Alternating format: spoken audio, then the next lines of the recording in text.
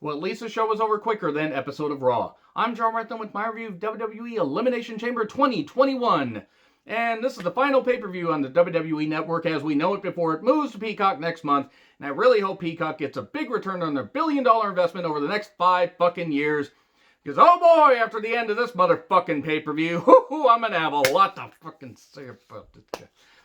Just shit on the WWE Championship, why don't you? Just squat down and take a shit on the WWE Championship. I thought they did that with Jinder, but now you know what? I'm going to save it. Save it for the end. But I didn't like it, and I will explain why in due course. So, the pre-show, Charlie looked good. She looked really damn good. She always looks good. Cesaro compares himself to feeling like an espresso, but how will he feel after the chamber when he wins it and faces Roman Reigns? MVP is being interviewed. And Billie Kay interrupts and says, I want to join the Hurt Business. It's like, well, that's fitting because your voice hurts my ears. Billie Kay is charismatic and can pull this off, but she actually can wrestle. You could feature her better. They never should have split up the goddamn Iconics. It's fucking ridiculous. Peyton Royce didn't do shit. They didn't have Asuka versus Lacey for obvious reasons because Lacey is actually pregnant. They could have had Asuka versus Peyton in an 8-minute match, but no, they couldn't fucking do that. I mean, just... why'd you split up the goddamn Iconics? Why? I just will never understand it. Anyway, Booker talks about, the kickoff panel's talking about how, Rick could have possibly fathered Lacey's kid, and yes, they're fucking doing this storyline. Booker said, my daddy had me at 59 years old. Okay, Booker, you were only 10 years off from that being really nice and creepy. And what the fuck, Booker? What the hell? I do not care for this Lacey-Rick storyline just because I don't think that it features Ric Flair in a good light and he's kind of torpedoing his legacy. I just don't fucking get it. But you know what? Best of luck to Lacey and her husband on having their second kid. I believe they only have the daughter. Still, regardless, best of luck to a healthy child.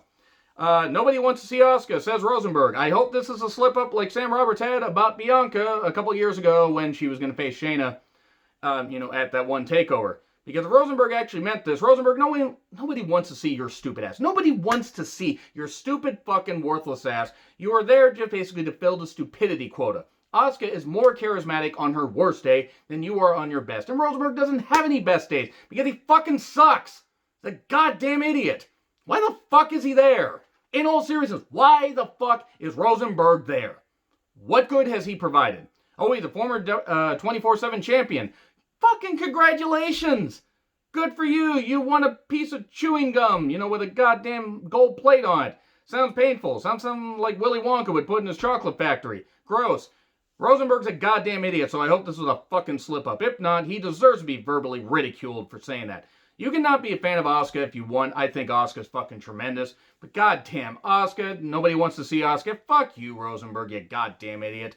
Sonya, my god, she looked good. So fucking good. And she's killing it in this, GM consultant role. And then the Street Profits show up and they say, we want a title shot. Sonya's like, why the fuck didn't you come talk to me in my office?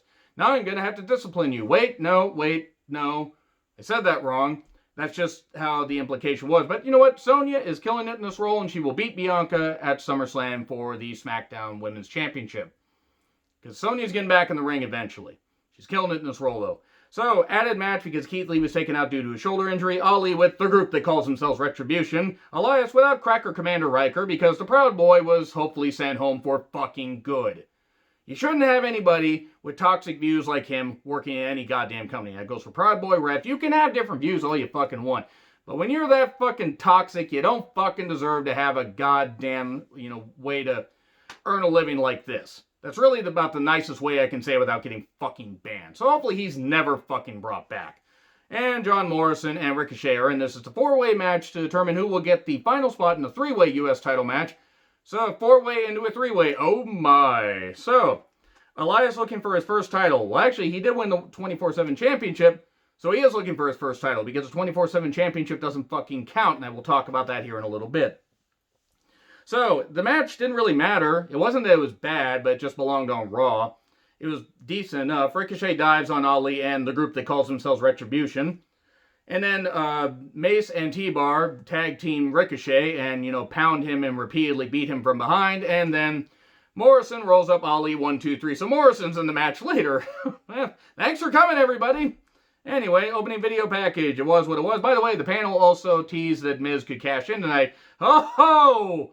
Ho. Invented by Triple H, unveiled by Eric Bischoff.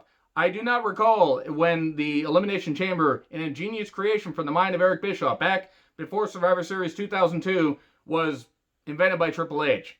I remember that TV decently well. I don't remember seeing that or hearing that. But also, that was around the same time they were doing the stupid Katie Vick storyline, which was absolute bullshit and made me hate Triple H. And then what really made me hate Triple H was Mania 19. Someone like you can't be champion. I'm going to do a, 10 matches at WrestleMania that pissed me off list at some point, just so you know. And if you don't think that one's going to be high on the list, you don't know me very well. Okay, by the way, Eric Bischoff and Vince McMahon created the Elimination Chamber. In the Elimination Chamber, man, the original Elimination Chamber, I can't imagine how much it cost. It was just so goddamn intense, brutal, so many victims claimed. Survivor Series 2002 was a wild goddamn time. Now, it looks like a fucking playpen. I'm not saying the chains don't hurt, but the pads on the floor, I understand wanting to protect the goddamn wrestlers, but seriously. Anyway, SmackDown Elimination Chamber match. Jay versus Owens versus Corbin versus Zayn versus Bryan versus Cesaro. Winner faces Reigns right after. It starts 16 minutes in. I get it because they had to do the opening package and the recaps and all that shit. I get it. I fucking get it. And yeah, it was 2.5 hours. You could have cut this thing down to like 2 hours and 10 minutes if you had just trimmed that shit down. Maybe they realized that with what they did with the Raw Elimination Chamber a little bit later. They did nothing for the women here. I'm not saying the women needed to just have an Elimination Chamber match just to have it, but they really didn't feature the women in the best light here at fucking all. So, Cesaro and Bryan start off as you would expect. It was good stuff. Corbin comes in at number 3. Look, I'm not Corbin in the past as far as being a bland character, and I still feel he is. Back when he was a lone wolf in NXT and even into his, early main roster run, he's crisp, he's smooth, he's safe in the ring. He can do some cool stuff. And today's Deep Six, he can do some good stuff in the ring. I'm not knocking the guy as a worker. He's just a bland character. And I'm just fucking sick of it. The King Corbin character is fucking stupid. It was a mistake to bring back the King of the Ring tournament. Bryan's knee gets hurt and Cesaro's shoulder gets hurt. Zayn comes in at number 4, tries to lock himself in his pod, but another door is open and Cesaro starts violently fisting Zayn all over his pod, right inside there, getting it right up there. I'm going to make this as uncomfortable as possible because why the fuck not? Cesaro and Sami are on the pod. We get a chamber swing. Sharpshooter taps out Corbin. Owens at number 5. Zayn offers to team up. Owens says, haha, no, beats him up. Jay gets in last. Chamber back door opened because, oh no, somebody might sneak in. No, nobody sneaked in. We get a moonsault by Owens on everyone. Stunners to everybody, including Sami. 1, 2, 3. Owens' arm gets trapped in the door. Jay just smashing him repeatedly. Smashing him. And then splashes him. 1, 2, 3. Cesaro goes cousin swinging. Man, sounds like something that should happen in some rural areas. And then Cesaro and Bryan get back to more good stuff. Jay ends up splashing Cesaro though. 1, 2, 3. And then Bryan blasts Roman's cousin in the face. 1, 2, 3. A lot of cousin blasting and fisting in this match. So it's Bryan versus Roman. Roman comes down. He gets a quick yes lock, but Roman fights out, violently pounds him down, and chokes him out. So that's it right there. Thanks for... Bryan was going to lose quickly. It is what it is. Edge and spears Roman. Edge head at the table at WrestleMania. Okay, so let me just say right now, I'm going to pick on Michael Cole here really quickly. Michael Cole's really fucking bad at his job. He's an embarrassment, toxic piece of shit on commentary. What are Edge's intentions? Is Edge going to face Roman at WrestleMania? What do you fucking think, you goddamn idiot? What the fuck is wrong with Michael Cole? Is he that goddamn stupid? Is he that goddamn stupid? Apparently so. Oh, he has Vince screaming in his ear. Okay, Cole, then quit. Fucking quit. Quit, you goddamn idiot. He's so fucking bad at his job. He's so fucking bad. Don't have any commentary. If you're going to have Michael Cole on commentary, don't have any commentary on SmackDown. Seriously, he is so fucking bad at his job. I hate the fact that they ever hired him to do commentary. They could have hired him and kept him backstage as not commentary, but backstage interviewer, stuff like that. Had him produce some stuff. And people were like, oh, but he was good, until about 2006. When he got moved to Raw, he was unfucking bearable. His heel run was unbearable. Michael Cole should be chased out of the goddamn Thunderdome and out of the state of Florida with pitchforks and everything and just never come back. Quit, you fucking worthless son of a bitch. And I'm sure he's a nice guy. I don't care if he's a nice guy. He's bad at his job, and he makes me wish that WWE had lost the war to WCW. Thanks, Michael Cole. You make me wish that WCW that was poorly run had beaten WWE. Good job, you fucking idiot. Anyway, Bad Bunny and Miz have a bit of a verbal spat. Bad Bunny was on SNL. Cool, whatever. I want to say right now, Bad Bunny, he seems like he wants to be there. Great. The 24/7 championship's fucking bullshit. It's fucking bullshit. Stop with the championship. And he slaps Miz. Miz turns around and suddenly Priest is there. Hi. And then he says something to Bad Bunny in Spanish. I don't know what, but it is what it is. Michael Cole, God, he's a fucking embarrassed. You are a goddamn embarrassed. You probably embarrass your parents by just existing, Michael Cole. Anyway, like, Cole's going to watch this. And if you're a Michael Cole fan, that's fine. But I hate him. I legit hate the fact that he exists in my wrestling. And I will gatekeep on that because I've been watching wrestling almost, like way, way longer than he's been around. I may be just a fan, but I feel like I got a voice as far as, like, saying my opinion here. He's so fucking rotten on commentary. Lashley versus Morrison versus Riddle. 3-way U.S. title match. Boy, they made Lashley look dominant. And Lashley no-sells Starship Pain. MVP yells at Morrison. The crutch gets in, no DQ. Crutch to Lashley's back. Well, he has Morrison in Hurt Lock. And then Bro Derek to Morrison. 1, 2, 3. Well, it was nice knowing the U.S. Championship. It's fucking dead to me. Riddle is fine in the ring. Should have never won a goddamn championship. Sasha Bianca promo. Tension teased. Reginald, Carmella Somalian, and that's how I fucking hear it, says he will have a bottle of his finest champagne on ice. Shayna and Nia's superior immune system took on Sasha and Bianca for the Women's Tag Team Championship. Let me say right now that it was nice of Bianca and Sasha to help Shayna move her couch. Oh wait, it's not a bedazzled couch. It's just Nia in really bad gear. Absolutely just slumming it and sluggish as fuck in the goddamn ring. I don't care what size somebody is. Aja Kong's a big woman and has been able to move around well in the ring. Nia's just bad and uses her weight as a goddamn excuse. Here's the thing. If you can't fucking do anything regardless of what weight you are, fucking quit. Just quit. Get out of here, Nia. You don't fucking belong. You don't. She's only there because of Dwayne. And yeah, I'm going to pick on The Rock again because The Rock gave us Nia Jax. Thanks. Thanks for bringing, one of your family members in here and making her plague wrestling for the last 6 fucking years. Anyway, so it was fine. Nia cannot work. Reggie shows up with a bottle of champagne and throws it to Sasha. It's like, use this. Even though the referee could see this is not WCW 2000 where they won't see the guitar breathe when Jarrett smashes somebody with a guitar and doesn't draw a dime and never will because he's Jeff Jarrett and he's a perennial mid-carder. But Sasha gets pinned by Nia. Thanks for coming, Sasha.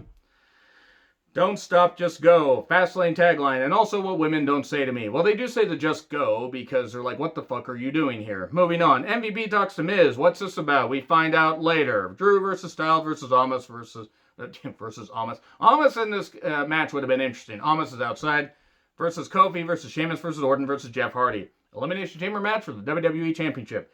Jeff and Orton start out. No screwdrivers to be found. Jeff is goddamn done. Drew unleashing on 2 other men. We get a long dart. I told you to move, he says. And then we get Kofi into number 4. He rolls up Orton instantly. 1, 2, 3. Orton having the Nash spot in the 2003 Chamber because he gets rolled up quickly. He's the first one gone. He RKOs everybody and leaves. No Fiend. Thank fuck. No Fiend, no Alexa. End that storyline at Mania, please. Though we have like about 7 more weeks of television to go. Almost rips the door off its hinges. And Styles just enters the chamber match quickly because they realize, shit, we probably should get this done quicker. And then Pierce ejects Omos while Omos just yells at him. Roar! I don't know why that made me laugh, but it did. Drew focuses as ever. Sheamus gets out last. And then things, they kind of cool down a little bit. Sheamus and Drew go at it. Eventually things do pick back up after a couple minutes. Superplex spot and trust fall by Kofi. Kofi wiping out 4 other men. I saw that in the movie once. And multiple near falls. Bro kick to Kofi 1, 2, 3. No retribution coming in. So I'm guessing that's probably going to happen tomorrow. Jeff just does the whisper in the wind off the pod onto Drew and Sheamus. Swanton to Styles. But Claymore from Drew to Jeff 1, 2, 3. And then we get, it's down to Styles, Drew, and Sheamus. Senton by Styles. He kind of has to get out of the 450. That was pretty cool. Does another 450. Really good stuff. And then Bro kicked to Drew. But phenomenal forearm to Sheamus right after 1, 2, 3. Down to Styles and Drew. Claymore for 3. Oh, man, out of the air. That was beautiful. And then Lashley spears Drew and tosses him around and beats him up. And then Miz is out with the briefcase. Brief match. Skull-crushing finale. 1, 2, 3. In memory of the WWE Championship from April 25th, 1963, February 21st, 2021. And let me say right now, I didn't mind Miz's first championship run. And that's what I think of this pay-per-view. I didn't mind Miz's first championship run. And if they hadn't bungled all this stuff with the Money in the Bank briefcase and all the bullshit and everything, maybe I would have cared more. You might as well just shit on the WWE Championship right in the middle of the ring and let the fans see it. Because that's what they fucking did. I don't fault Miz for being able to, for doing what he can to try to stay relevant, because he's not very good in the ring, but he's very charismatic, and he obviously is a good spokesperson for the company. Nothing wrong with that. He is not WWE Championship material in 2021. This didn't do anything for Drew. I mean, yes, it took everything to beat Drew down. Drew may win it back from Miz soon after, because what are they going to do? Are they going to have Miz hold it till Mania? Are they going to have Miz versus Damian Priest? Or Miz and Morrison versus Priest and Bad Bunny for the WWE Championship and have Priest win the championship? This isn't going to fucking do anything. It's not going to fucking do anything. And it's actually, I think it's a little worse than David Arquette winning the WCW Championship. And here's why. WCW was still pulling in some decent ratings at that point, even though they were getting absolutely killed. And they were a joke by that point. That wasn't going to do anything except cement the fact that the company was fucking dead. They had something with Drew. I'm not saying he's buried, but this is fucking bullshit. Miz winning the WWE Championship, the nearly 58-year lineage has died. And it was dead. It was almost dead. Well, actually, it pretty much was dead with Jinder when he won it in 2017. But they managed to breathe new life into it over the past couple years. Just say, Vince, that you want to run off fans. Why don't you? Oh, maybe this will get Bad Money involved more. Okay, cool. They aren't exactly, lighting the world on fire with ratings. Yeah, they got they got big money still coming from USA Network. They got big money coming from Fox for a couple of years. They got the Peacock deal. Good, they're making more money than ever. And their product has rarely been this bad. And it's really sad because they have a loaded roster and they have no stars. They have no stars. That ending pissed me off, and it wasn't like, oh, I want to see Miz get his ass kicked. I don't fucking care what happens to the WWE Championship now.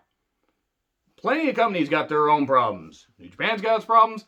WWE's got its problems. AEW sure as fuck are going to have their problems with Revolution. And I will talk about that when I review AEW. But goddamn, this was not good. Anyway, agree, disagree, what I said. Like, share, subscribe. Twitter handle in the description. I'm John Ritlin. I'll see you soon.